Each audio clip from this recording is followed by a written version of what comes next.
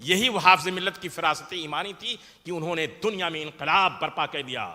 دارالعلوم دیوبند پوری اپنی توانائیوں کے ساتھ اعلیٰ حضرت کے مشن کو ختم کرنا چاہتا تھا. اے حافظ ملت، آپ کی تربت پر لاکھوں لاکھ صبح قیامت تک مومنوں کا سلام ہو کہ آپ نے حافظ ملت، آپ نے اپنے علم و فراست سے تاریخ کے دھارے کو بدل دیا، انقلاب برپا کر دیا.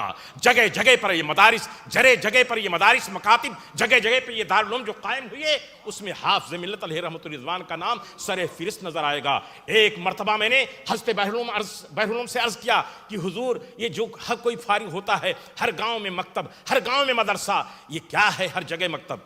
غضبناک ہوئے کہا، شفیق الرحمان تم نے کیا کہہ دیا؟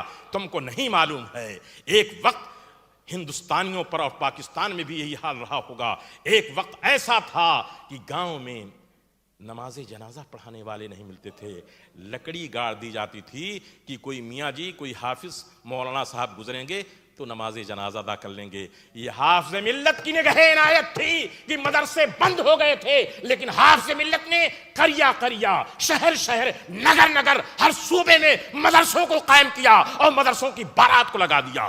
اور صرف مدرسہ نہیں قائم کیا بلکہ علماء کو بھی قائم کیا. ہزاروں شاگرد آفتاب و ماہتاب کی طرح.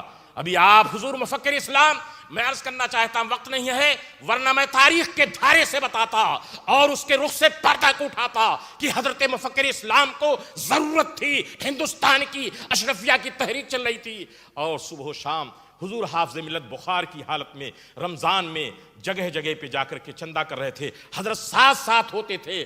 سبحان اللہ، کتنی ضرورت تھی اشرفیہ کے لیے. لیکن جب ان کے چہیتے شاگرد حضرت رئیس القلم علامہ ارشد القادری صاحب نے کہا کہ برطانیہ عظمیٰ کی سرزمین کے لیے کسی ایسے خطیب کی، کسی ایسے حکمت والے، تدبر و فراست والے عالم ربانی کی ضرورت ہے، تو حضور حافظ ملت نے حضرت مفکر اسلام کا انتخاب کیا. تو مولانا علامہ فرول القادری صاحب کا کہنا کہ حضرت مفکر اسلام یہ نگہ انتخاب حضور حافظ ملت ہے.